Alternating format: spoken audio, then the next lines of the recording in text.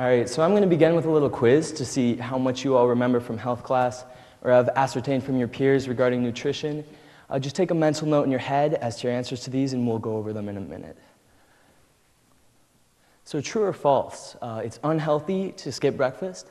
6 meals a day is healthier than 3. The majority of your energy each day should come from carbohydrates. Saturated fat intake should be limited. Too much cholesterol is bad for your heart health. Unsaturated fats are always better for you than saturated fats. Too much protein is bad for your kidneys, and high cholesterol when entering old age increases mortality. You may have gotten mostly trues, maybe a few falses. It likely depends some on your medical background or degree of interest in nutrition. I'll pull up the answer key really quickly. Hopefully these shouldn't be too surprising. They are all false, actually. So, every dietary guideline above is controversial, with the majority actually being completely refuted in recent years, and yet they still float through the mainstream conscience. The thing is, I learned most of these last year in my health class at my high school. You can actually read them out of a textbook. Even the beliefs that were not blatantly false were not acknowledged as being controversial. Nutrition is perhaps the most rapidly changing field out there today and is taught out of textbooks in the same manner as maybe history or math. Our textbooks were published in the 1980s. I should probably justify myself now that I've offended a number of you health-conscious individuals out there who've based your lifestyles around the aforementioned beliefs. And for that, I do apologize. It's funny to me, actually, that people invest personally in health and nutrition and grow offended when they're confronted with opposing beliefs. I'm guilty of the same. I will, however, say that it is not your fault. I really don't know whose fault it is. Very, very few people know and really know what understands and what defines a healthy lifestyle. So here's a little bit about me before I explain my rationale. I row. I'll be rowing at Wesleyan University in Connecticut next year. I also lift weights and rock climb, and have, in my pursuit of athletic success, developed a passion for exercise physiology, which has expanded to include psychology, neuroscience, and evolutionary biology. Now, these fields are multifaceted. There is academia, and then there is research, and there are people who seek to interpret this research and incorporate it into their lives. Discussion regarding the nature of health, fitness, and performance takes place and develops rapidly in these online communities. Blogs have become a new medium of spreading ideas. Now, I've read the ideas of a number of these movements, from the paleo diet to primal to Atkins to lean gains, intermittent fasting, high carb, low carb, the list goes on, and it can be dangerously intimidating trying to assess these movements to determine which do and which don't work. So I'm going to show you a shortcut, actually, and say that their end goal is actually the same, and it's not what I learned in health class. I will base this on the following 2 premises. The first being that we are essentially genetically identical to our Paleolithic ancestors 10,000 years ago.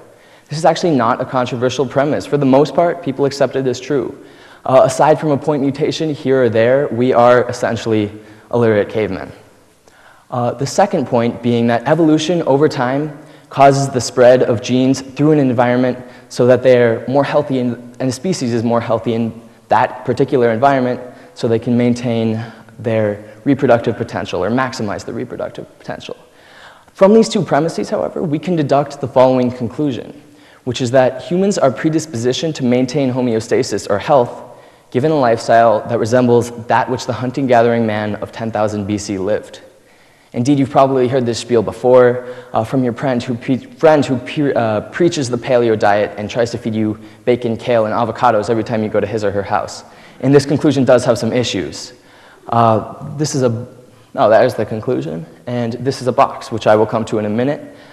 Firstly, probably many of you are thinking to yourselves, wait a second, cavemen only lived until 35. Why would we take lessons from them in health? And it's true, actually, that the average lifespan of the Paleolithic man was 35 years, but it's also true that they had much higher rates of violence, death by childbirth, and other issues that, frankly, we have nearly solved. It's not a fair comparison. And what they didn't have, and we do know this for certain based on anthropological records, but also on hunter-gatherer societies today, is cardiovascular disease, the #1 cause of death in the US today. It was virtually non-existent alongside chronically elevated blood sugar, Alzheimer's, dementia, Parkinson's, type 2 diabetes. All of these are related diseases, and all of them are suspiciously absent among native populations.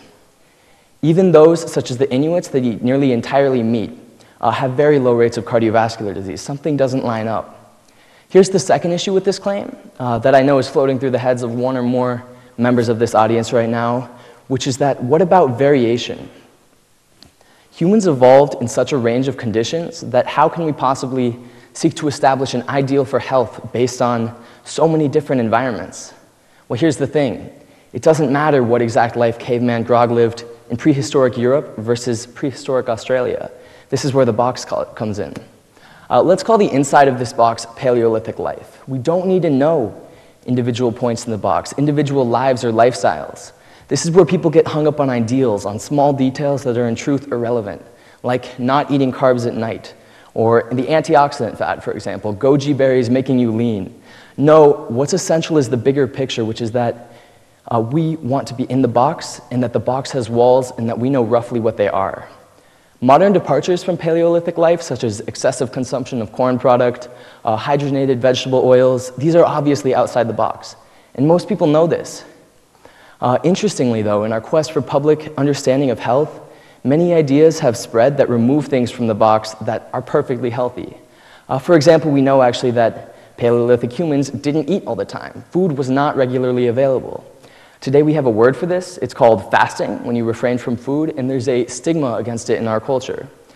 I'll start by telling you that I didn't eat breakfast today, but don't worry, I'm not less focused, and I'm actually not suffering from low blood sugar. Actually, I'm experiencing slightly elevated levels of cortisol and norepinephrine, partly because I'm speaking in front of you all today, but also because a fasted state affects your hormones in a very interesting way.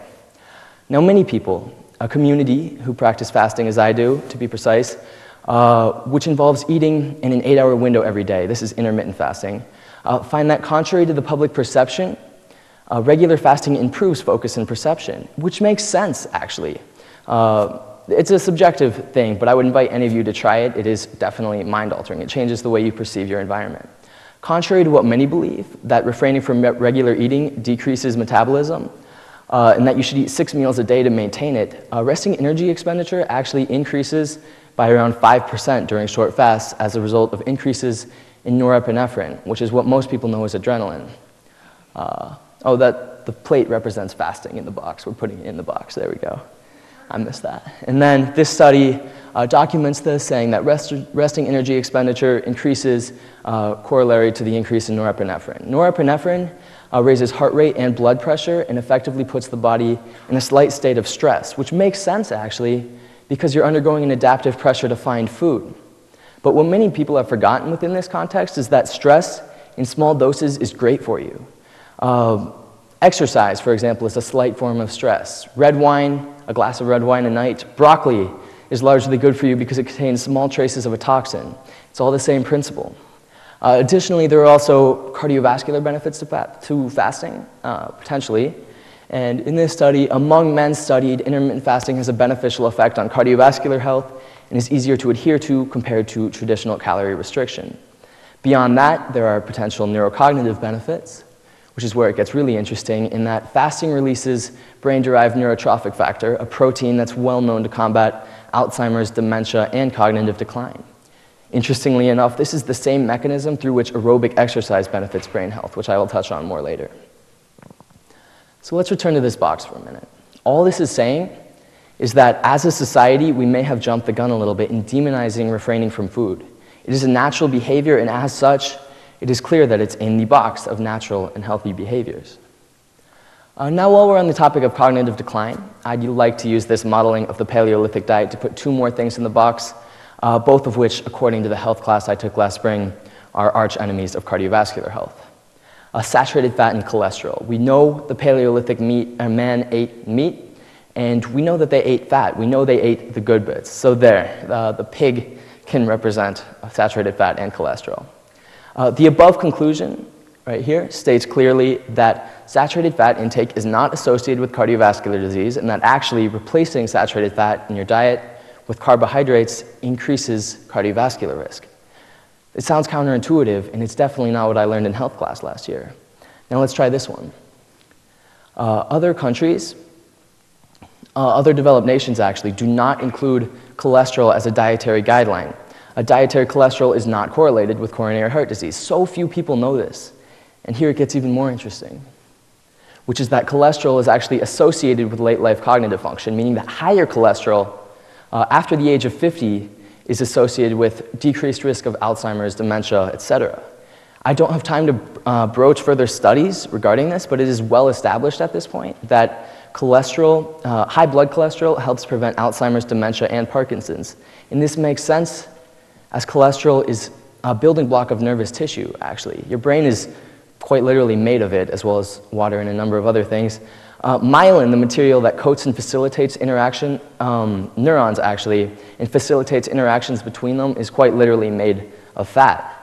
Now these data are controversial, and I won't pretend to understand the finer points of saturated fat function within the body, but the issue is not cut and dried. And what is clear to me is that my lesson last year was severely lacking. So I don't have time to deal with every misconception that exists in mainstream nutrition, but I would like to put one more item on the diagram. This one might be a little more predictable. This is a chair, and it is definitively outside the box. The chair represents lack of movement. It represents students sitting in a classroom every day, itching to move, trying to learn, but they're sedentary. So I recently read a book called Spark, The Revolutionary New Science of Exercise in the Brain, which I would strongly advise anyone to read, as it was formative to my being motivated to do this talk and to my conception of health as a whole. The author used a very interesting example, which I will explain here. There actually exists a species of jellyfish that is born with a brain, swims around for a little bit, attaches itself to a rock, and lives the rest of its life attached to the rock, and it eats its brain. This is a perfect example of the impetus for brain development in all species, which is to facilitate movement. Things that move need brains, and things that do not move do not need brains. The brain and movement are inextricably tied, with the brain having evolved first and foremost to facilitate spatial reasoning and movement. The tie actually becomes more evident when you consider the effect of aerobic exercise on learning, in that all forms of cardiovascular training increase brain-derived neurotrophic factor dramatically. This is the same protein we mentioned before with fasting. This study actually documents this, correlating high-intensity cycling to memory and brain-derived neurotrophic factor, or BDNF. So it's hard to actually convey the importance of this protein. It's recently discovered, and it is quite literally a combatant of Alzheimer's and aging. Where BDNF is in the brain, cognitive decline is not. It promotes neurogenesis, which is the growth of new neurons, and was previously actually thought to only occur before birth. So this study sort of documents this. Effectively, the aging of the brain was significantly slowed in mice that exercised regularly. As far as we can tell right now, the brains of active mice and younger mice are virtually indistinguishable. Aerobic exercise can, as far as we can tell right now, quite literally halt the aging of the brain. Now, the brain is a plastic entity. It is strengthened by use and weakened by disuse, and exercise was the original use of the brain. And as such, it is inextricably tied to its functionality. Exercising before class, for example, increases learning dramatically and increases happiness and self-esteem in students. But at this point, we shouldn't need studies to document this, although they are out there if you're interested. For if you understand the origins of human motion and the link between exercise and the brain, this is intuitive, that movement is what we are for. So if I had time to look into more of these issues, I definitely would, these preconceptions, but I hope that with this I've presented enough to get you thinking and wondering. Our conception of health should be based not around presuppositions about what we know, but around what works, what has worked in the past, and what has always worked. Any jump away from the situation we've evolved in, any step outside of our box, should be questioned and analyzed. The box can and will definitely continue to change, molding itself to scientific inquiry. At the moment, however, there exists a misalignment between what the public thinks is healthy and what science says is healthy. Too many people are hung up on the little things, the timing of eating, individual types of foods, and exercises. But with health, the bigger picture is far more important, and really quite simple actually. Perhaps next time you're told to drink twice fermented ostrich milk in the morning to lose weight, you will consider the box. Thank you.